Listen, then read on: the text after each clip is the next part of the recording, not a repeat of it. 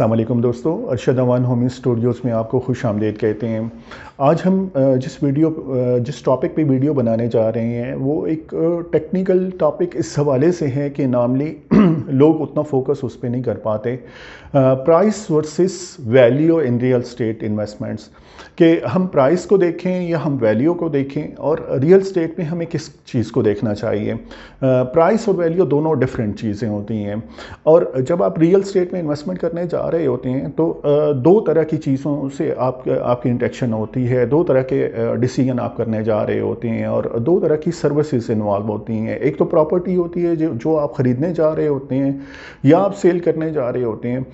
वो property specially buyers के हवाले से तो बहुत ज़्यादा उन्हें फोकस करना पड़ता है। तो और दूसरी जो रियल स्टेट एजेंसी आप हायर करने जा रहे होते हैं, जिसके थ्रू आप बाइंग करने जा रहे होते हैं, उसको आपको जहन में रखना होता है कि उसकी प्राइस और उसकी वैल्यू एडिशन आपकी इन्वेस्टमेंट्स में। तो इन दोनों चीज़ों को आपको माइंड में रखना होता है। तो आज की इस वीडियो में हम यही टॉपिक कवर करने जा रहे हैं कि आपको रियल स्टेट इन्वेस्टमेंट में प्राइस को देखना है या वैल्यू को देखना है, और किस तरह से इन दोनों को इकट्ठा लेके चलना है, और फाइनल डिसीजन किस तरह से करना है। नॉर्मली जब हम बात करते हैं रियल स्टेट में इन्वेस्टमेंट के हवाले से, तो अक्सर जब हमें कॉल्स भी आती हैं तो हम अपने क्लाइंट से ही पूछते हैं कि आपका बजट कितना है, तो वो हमें अपना बजट बताते हैं।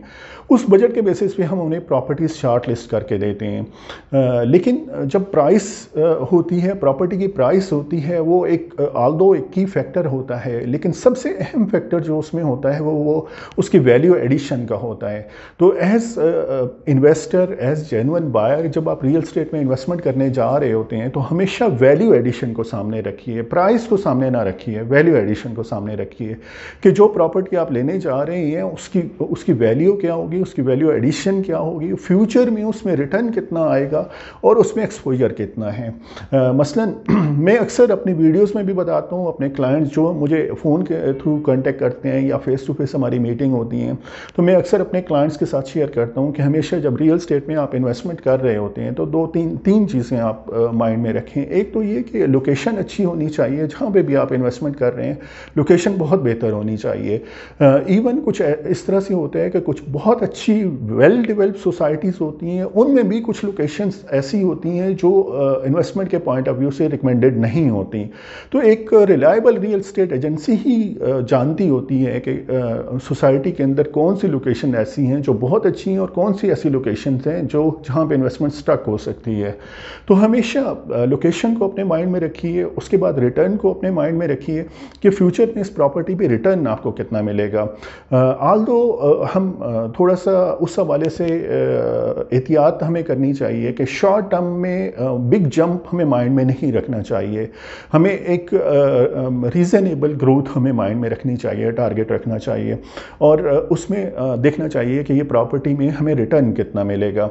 उसके बाद तीसरी जो अहम फैक्टर होता है वो रीसेल वैल्यू होती है कि खुदा न खास्ता किसी स्टेज पे अगर वो प्रॉपर्टी आपको सेल करनी पड़ जाती है तो क्या वो प्रॉपर्टी सेल हो जाएगी जिस रियल स्टेट एजेंसी के थ्रू ख़रीद रहे हैं। क्या अगर आप उन्हें यही प्रॉपर्टी उन्हें देते हैं तो क्या वो आसानी से सेल कर लेंगे और ये सेल हो जाएगी। अगर तो वो सेल हो जाती है आसानी से तो फिर वो बेस्ट प्रॉपर्टी है और उसकी वैल्यू बहुत अच्छी है।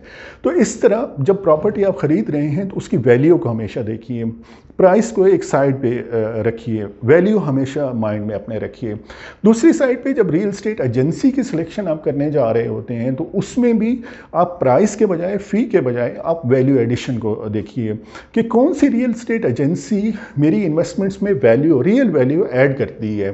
कौन सी एजेंसी ऐसी है जिसकी मार्केट में ग्रिप है, जो प्रोफेशनल है और जो मेरी इन्वेस्टमेंट कराएगी तो एक अच्छी इन्वेस्टमेंट कराएगी, लोकेशन पे भी अच्छी होगी, रिटर्न भी मुझे अच्छा मिलेगा और खुदा न खास्ता मुझे बेचनी पड़ जाएगी तो आसानी से मेरी प्रॉपर्टी बिक जाएगी। अब यहाँ पे अक्सर औक़ात इस तरह से होता है, स्पेशली ओवरसीज़ पाकिस्तानीज़ के साथ अगर आप बैठें तो हर ओवरसीज़ पाकिस्तानी की एक स्टोरी होती है, उनके साथ एक बैड एक्सपीरियंस होता है, वो शेयर करते हैं। तो value addition real estate agency के पॉइंट ऑफ व्यू से क्या होती है वो मैं आपको एक्सप्लेन करता हूँ कि पहली वैल्यू एडिशन तो ये है कि वो जो भी क्लाइंट उन्हें कॉन्टेक्ट कर रहे हैं, जब वो रिक्वायरमेंट उन्हें बताते हैं तो उन्हें प्रॉपर्टीज़ ऐसी रिकमेंड करनी चाहिए जो वाकई वैल्यूएबल हों, जो उनके लिए अच्छी हों।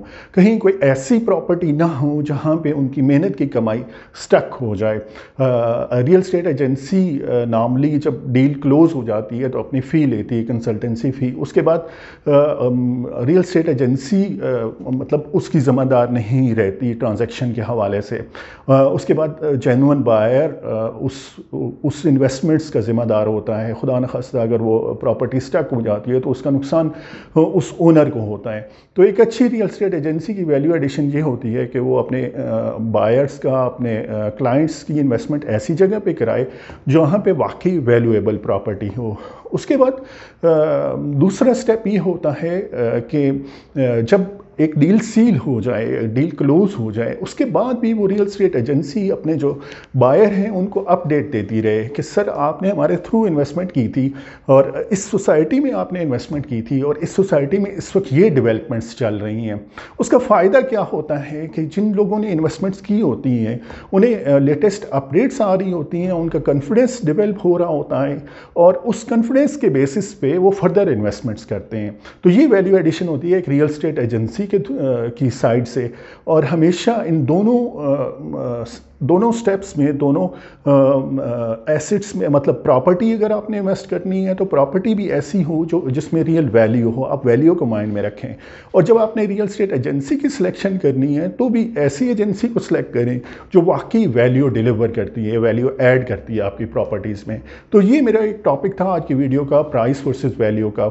हम कोशिश करते हैं अच्छे कंटेंट्स आपके लिए बनाएं ताकि आप बेहतर से बेहतर इन्वेस्टमेंट कर सकें। Keep in touch. Thank you so much.